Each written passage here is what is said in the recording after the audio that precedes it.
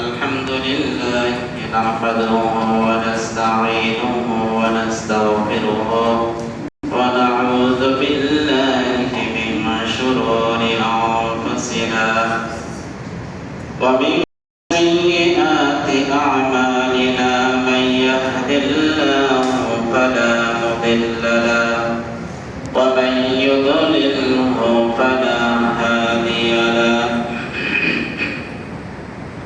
ونشهد أن لا إله إلا الله وحده لا شريك له ونشهد أن سيدنا وحبيبنا ومولانا محمدا عبده ورسوله الذي أرسله بالحق بشيرا ونذيرا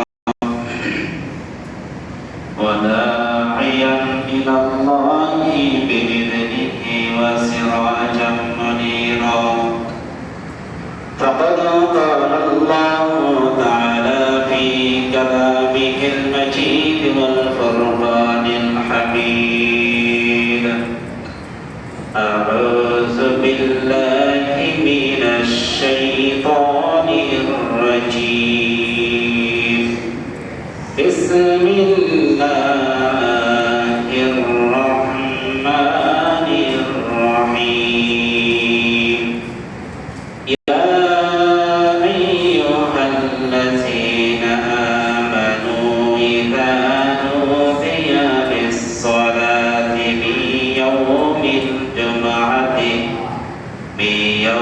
الجمعة فاسعوا إلى ذكر الله وذروا البيع ذلكم خير لكم إن كنتم تعلمون قال رسول الله صلى الله عليه وسلم أرأيتم لو بباب أحدكم يغتسل فيه كل يوم خمسا هل يبقى من دانه شيء قالوا لا يبقى من دانه شيء قال فذلك مثل الصلوات الخمس يمحو الله بهن الخطايا أو كما قال عليه الصلاة والسلام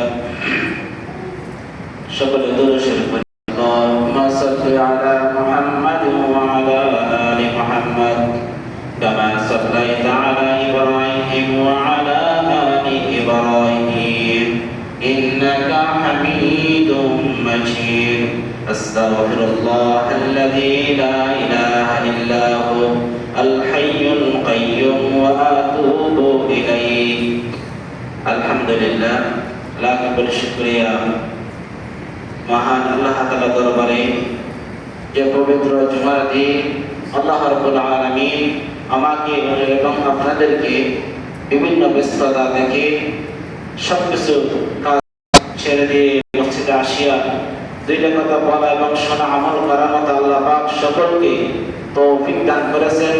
এই কারণে আল্লাহ তাআলা দরবারে সকলেই শুকর আদায় করি আলহামদুলিল্লাহ। আল্লাহ রাব্বুল আলামিন পবিত্র কোরআনের মধ্যে বলেন ইয়া আইয়ুহাল্লাযীনা আমানু ইযা নুদিয়া লিস-সালাতি মিন ইয়াউমিল জুমআহ হে ঈমানদারগণেরা তোমরা জুমার দিন যখন আযান হয়ে যায় তোমরা ইয়াউমিল জুমআতি ফাসআউ ইলা যিকরিল্লাহি ওয়া যারুল বাই'আ তোমরা কর্ম ছেড়ে দিয়া তোমরা মসজিদের দিকে ছুটে যাও। অনেক ধরনের কাজ থাকতে পারে, সবকিছু কাজ ছেড়ে দিয়ে মসজিদের দিকে আসার জন্য বলা হয়েছে। ব্যবসা বাণিজ্য থাকলে সবকিছু বন্ধ করে যাইতে হবে মসজিদে নামাজের জন্য। যালিকুম খায়রুল লাকুম ইন কুনতুম তা'লামুন যদি তোমরা বুঝো তাহলে তোমাদের জন্য খুবই উত্তম খায়র। যদি তোমরা বুঝে থাকো, যদি না বুঝে থাকে তা কাজ করবে, কর্ম আছে তারা করতেই থাকবে, নামাজ আর পড়বে না। যদি বোঝে অবশ্যই তারা কাজকর্ম ছেড়ে মসজিদে চলে আসবে। قال رسول الله صلى الله عليه وسلم أرأيتم لو أن نهرا بباب أحدكم يغتسل فيه كل يوم 5 هل يبقى من دراره شيء؟ قالوا لا يبقى من دراره شيء. قال فذلك مثل الصلوات ال5 يمحو الله بهن الخطايا. আল্লাহ রাসূল বলেন قال رسول الله صلى الله عليه وسلم رأيتم لو أن نهرا بباب أحدكم يغتسل فيه রাসূলুল্লাহ সাল্লাল্লাহু আলাইহি ওয়াসাল্লাম বলেন হে সাহাবায়ে কেরাম, তোমাদের পাশে কোনো নদী অথবা কোনো পুকুর, নদী অথবা পুকুরের মধ্যে কোনো ব্যক্তি যদি দিনের মধ্যে 5 বার গোসল করে, কয়বার?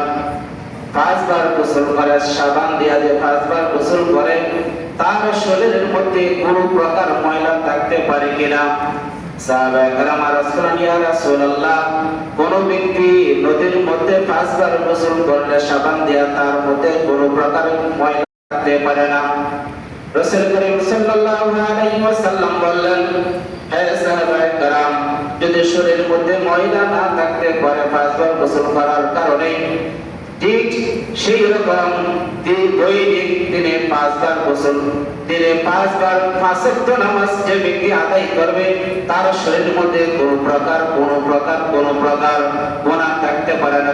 সুবহানাল্লাহ। দিনে 5 বার যদি 5 ওয়াক্ত নামাজ আদায় করে, তার শরীরের মধ্যে কোনো প্রকার গুনাহ থাকতে পারে না। সাহাবায়ে কেরাম আরজ করলেন, ইয়া রাসূলুল্লাহ, কোনো প্রকার কিছু থাকবে না। তারা বললেন, তার নবী বললেন, কোন প্রকার গুনাহ তার শরীরের মধ্যে স্পর্শ করতে পারবে না, কারণ দিনের মধ্যে 5 বার গোসল করেছে, যেমন শরীরে কোনো ময়লা থাকতে পারে না, ঠিক সেই রকম দিনে 5 বার নামাজ আদায় করছে 5 ওয়াক্ত, যখন ওযু করতে যায় অঙ্গ প্রত্যঙ্গের মধ্যে যত ওযুর পানি লাগে, তার শরীরে যত প্রকার গুনাহ আছে, সকল প্রকার গুনাহ সব কিছু ময়লা দূর হয়ে যায়। সুবহানাল্লাহ। পবিত্র কোরআনের মধ্যে বলেন, সীমাহুম ফি বুজুহিহিম মিন আসারিস সুজুদ। হাশরের ময়দানে মানুষ যখন উঠবে, তার চেহারার মধ্যে একটা দাগ থাকবে, তার একটা দাগ থাকবে। দিনের মধ্যে 5 বার ওই ব্যক্তি কি করেছিল? 5 ওয়াক্ত নামাজ আদায় করেছিল, সেই কারণে তার কপালে একটা দাগ থাকবে। যদি কোনো ব্যক্তি ইচ্ছা করে কোনো সানির মধ্যে বসা দিয়ে দাগ করে, কোনো লাভ হবে না। আপনার দাগ হোক অথবা না হোক, আপনি দিনে 5 বার ডিউটি করেন, হাশরের ময়দানে অবশ্যই আপনার কপালের মধ্যে একটা দাগ থাকবে। ওই দাগের কারণে আপনার ফয়সালা হবে জান্নাত। সুবহানাল্লাহ। হাদিসের মধ্যে আছে, قال رسول الله صلى الله عليه وسلم كيف تعرف امتك من بين الامم فيما بين نوح الى امتك قال هم غر المحجلون من اثار الوضوء ليس كذلك। আল্লাহ রাসূল বললেন, তুমি কি জানো? আয়েশা সিদ্দিকা রাদিয়াল্লাহু তাআলা আনহা একদিন জিজ্ঞাসা করলেন, ইয়া রাসূলুল্লাহ, আদম আলাইহিস সালাতু ওয়াস সালাম থেকে পর্যন্ত অনেক নবী আইছিল, অনেক নবীর উম্মত ছিল, কম বেশ সকলের উম্মত ছিল, আপনার উম্মত আছে, সকল উম্মত হাশরের ময়দানে একসাথে উঠবে, আপনার উম্মতকে কিভাবে আপনি চিনবেন? আল্লাহর নবী বললেন, হে আয়েশা, অসংখ্য ঘোড়ার মধ্যে যদি একটা ঘোড়া থাকে, কালো ঘোড়া থাকে, কি ঘোড়া?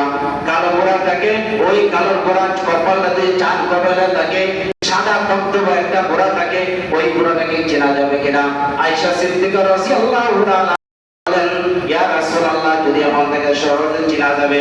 আল্লাহ রাসূল বললেন, যে ব্যক্তি নাকি ঈমানদার মুত্তাকিন পরহেজগার থাকবে, আমার উম্মত থাকবে, আমাকে মানবে, কোরআনকে মানবে, হাদিসকে মানবে, রাসূলকে মানবে, ওই ব্যক্তি হাশরের ময়দানে যে দুনিয়াতে মধ্যে নামাজ পড়ছিল, ওযু করেছিল, ওযু পতঙ্গগুলি চেহারা এবং পা এবং হাত ওইগুলোর মধ্যে পানি লাগার কারণে হাশরের ময়দানে তার নূরে চমকাতে থাকবে। এই তখন আমি বলতে পারবো, এই যে আমার উম্মত, তাদেরকে আমি জান্নাতের মধ্যে পৌঁছায় দেব। সুবহানাল্লাহ। তাহলে নামাজ পড়লে, সেটা নামাজ যদি পড়ি, আমার শরীরের মধ্যে কি হইতো? চেহারার মধ্যে নূরে চমকাইতো। আর যদি আমি নামাজে না পড়ি, চেহারার মধ্যে নূরে চমকাইবে না, হাতের মধ্যে নূরে চমকাইবে না, গলার মধ্যে নূরে চমকাইবে না, আল্লাহ নবী তাদেরকেও চিনতে পারবে না। আল্লাহ রাব্বুল আলামিন পবিত্র কোরআন মধ্যে বলেন ওয়া আনজির আশিরাতাকাল আকরাবিন, যে তোমাদের পাশাপাশি যারা লোক ছিল, নিকটবর্তী লোক ছিল, তাদেরকে তোমরা আল্লাহর ভয় দেখাও। ভয় দেখাইতে হবে। ভাই তুমি যদি নামাজ না পড়ো গুনাহ হবে, ভাই তুমি যদি নামাজ না পড়ো গুনাহ হবে, ভাই তুমি যদি রোজা না রাখো গুনাহ হবে, ভাই তুমি ইবাদত যদি গুনাহ না করো, ইবাদত যদি না করো তাহলে গুনাহ হবে, হাসরের মধ্যে তুমি জাহান্নামের মধ্যে জ্বলবা। এই কথা বলে বলে তাদেরকে ভয় দেখায় দেখে নামাজ শিখাইতে হবে। আল্লাহ রাব্বুল আলামিন পবিত্র কোরআনের মধ্যে এই কথা বলে দিয়েছেন।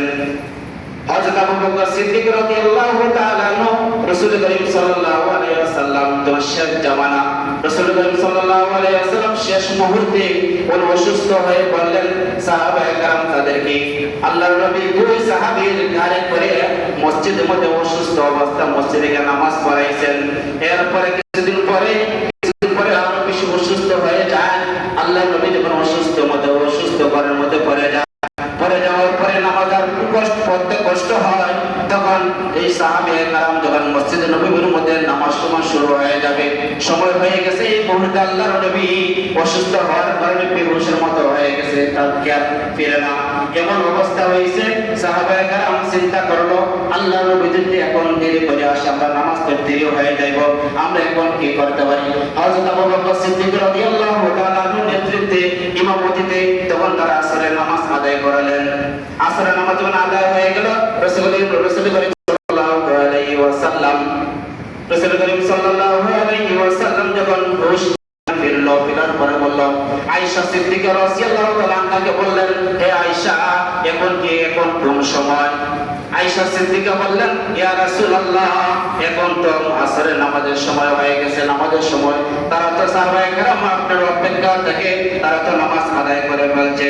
আল্লাহর নবী তখন কি করলেন? বলেন, আয়েশা, তুমি আমাকে একটু আলগিতে একটু ধরো, খাদের মধ্যে বরাতে একটু দাঁড়াও, আমি একটু দেখার জন্য সুযোগ দাও।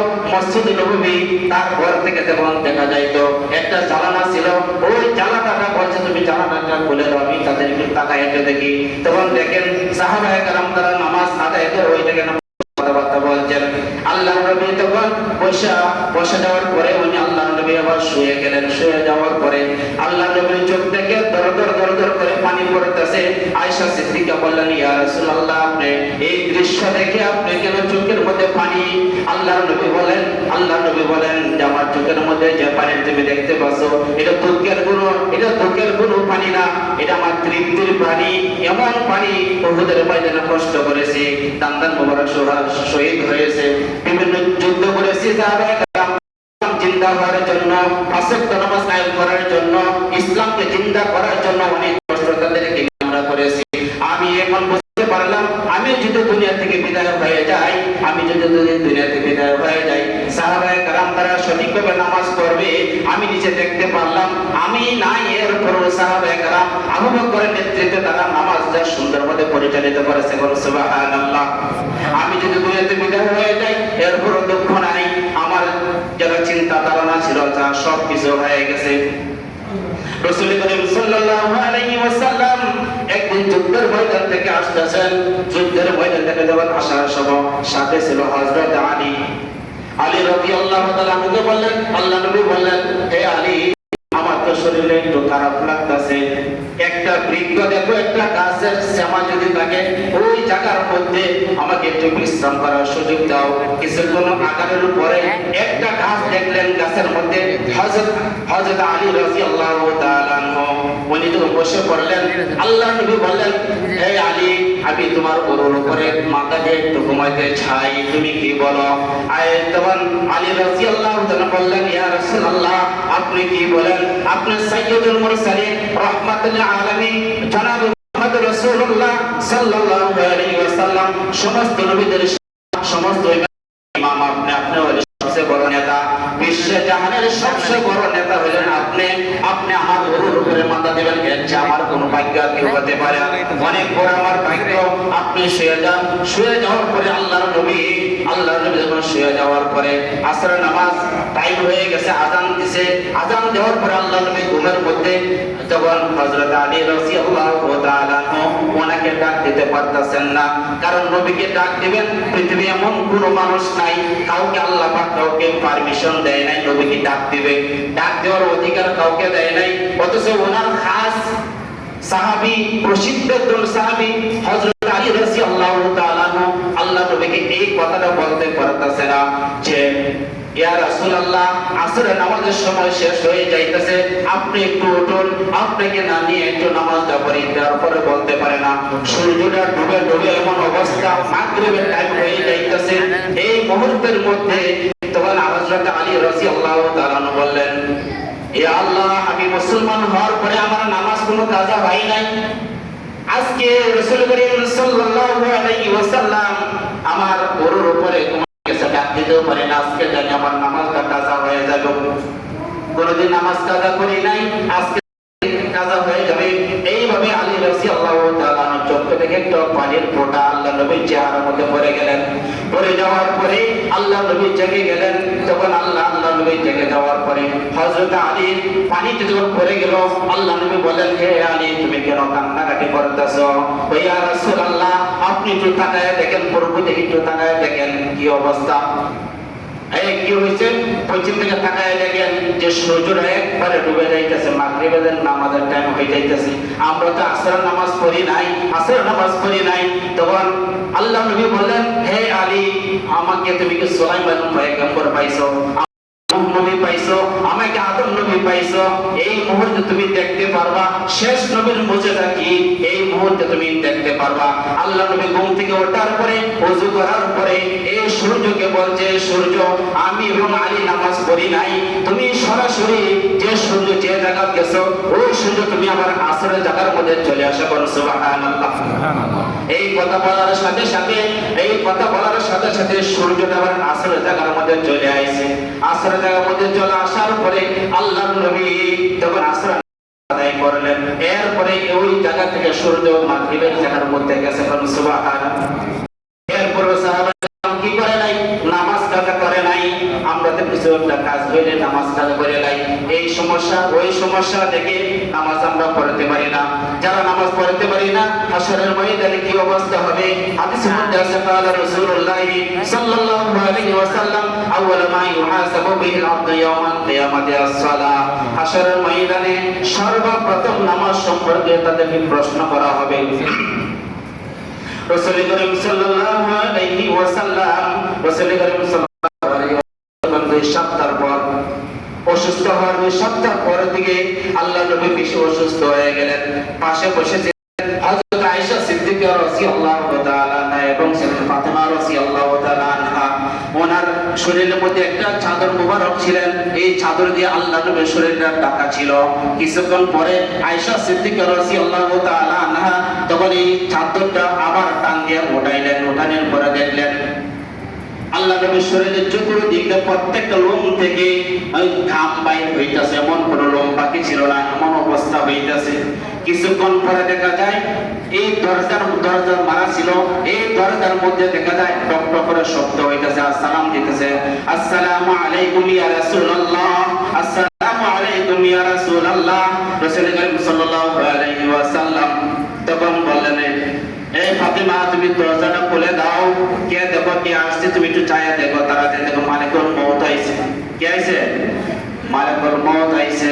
এই কথা বলার পরে হযরত ফাতেমা রাদিয়াল্লাহু তাআলা আনহা উনি আবার দরজাটা খুলে দেওয়ার পরে এবার দেখলেন এমন একটা আকৃতি মানুষ, তার পা ছিল জমি, তার চেহারা ছিল আকাশের মধ্যে।